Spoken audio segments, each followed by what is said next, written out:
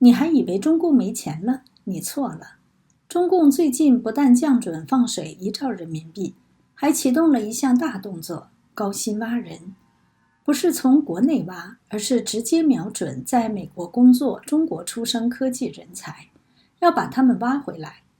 但这场人才争夺战背后，其实隐藏着中国经济困境、科技焦虑，还有钱从哪儿来的大问号。你好，这里是希望世界要闻透视，我是杨正。根据香港南华早报5月15号的独家报道，北京最近正在启动一项专门招聘方案，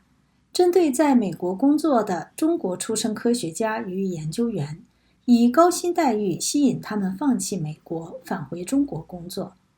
报道引述一名不愿透露姓名的北京资深地质学家说，方案之一提供了非常有吸引力的博士后职位，目的是吸引那些因美国经济和政治挑战而考虑返回中国的研究人员。他说，我听说有人出高价，高达每年10万美元，为期3年。据悉，这个水准至少是中国或美国博士后研究员平均薪资的2倍，基本上与助理教授的薪资相当。另一名在美国工作了数十年、不愿透露姓名的著名华裔生物学家说，许多人都在采取行动，但在最终做出决定之前，不太可能公开此事。那么，为什么中共现在要这么急着抢人？因为中共党魁习近平已经把科技自立自强上升到经济战略的最高层次，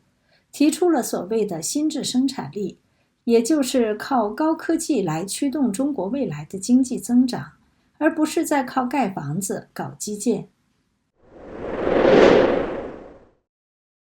过去，中共通过以市场换技术、强迫在华外企技术转让，以及与国际顶尖高校企业展开合作等方式，轻松获得了大量的高科技技术及相关人才。随着中共推翻现有国际秩序，按照自己的意愿建立新的国际秩序的野心不断暴露，加上习近平修宪取消国家主席任期制，让美国清楚认知到，过去以为将中国融入世界经贸体系，就会让中国变得更民主、更自由的假设已经被打破。美国于是大幅调整了对中战略与政策，开始在军事、科技等方面围堵中共。美国对中国的科技封锁与出口管制持续升级，涵盖 AI 芯片、先进半导体设备、高性能运算技术等关键领域，并联合盟友堵住过去的管制漏洞。为了防止中共偷窃美国技术，美国也收紧了中国人赴美留学工作的种种限制。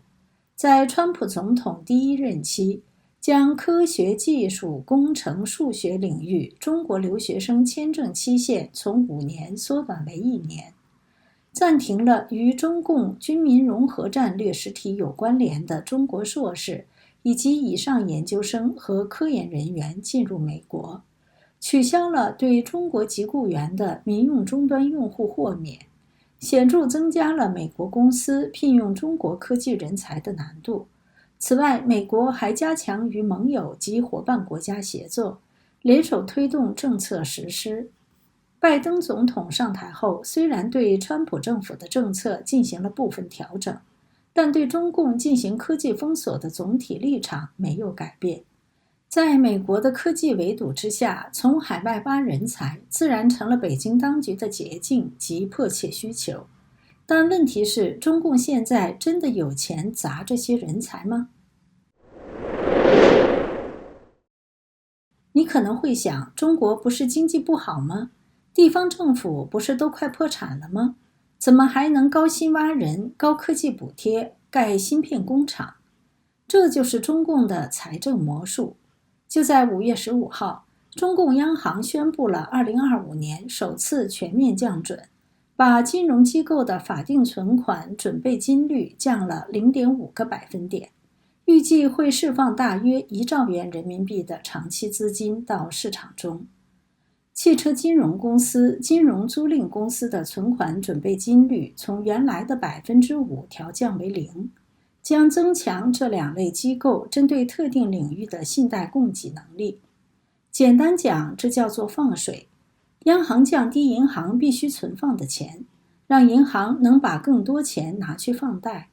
理论上可以刺激投资、消费与经济活力。但我们要问的问题是，这水是救谁的？表面看起来是要帮中小企业、创新企业，甚至一般民众，但实际上很大一部分资金最终会流向两个地方：一、银行间市场与国债，帮政府续命；二、国家扶植的重点科技产业，例如 AI、半导体与新能源车。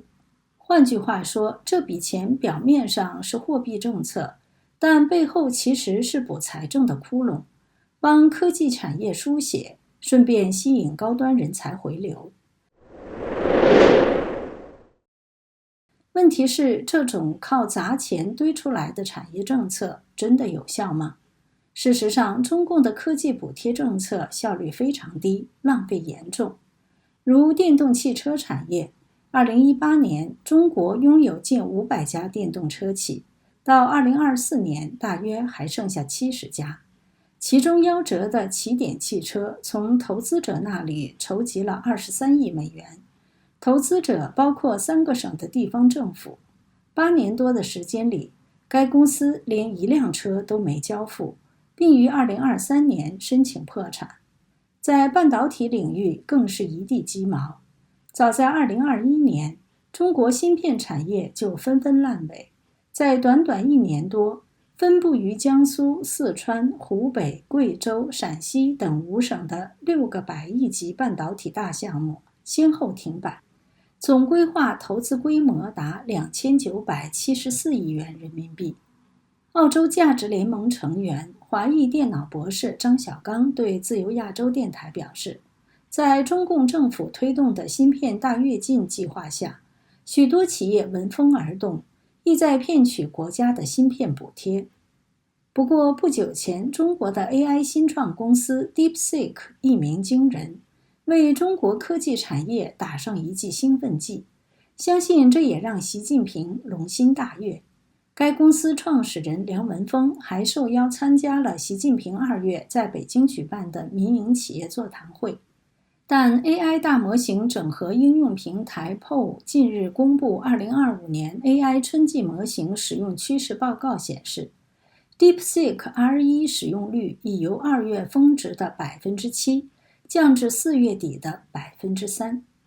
DeepSeek 最终会成为中共挑战美国的利器，还是另一个烂尾工程？我们拭目以待。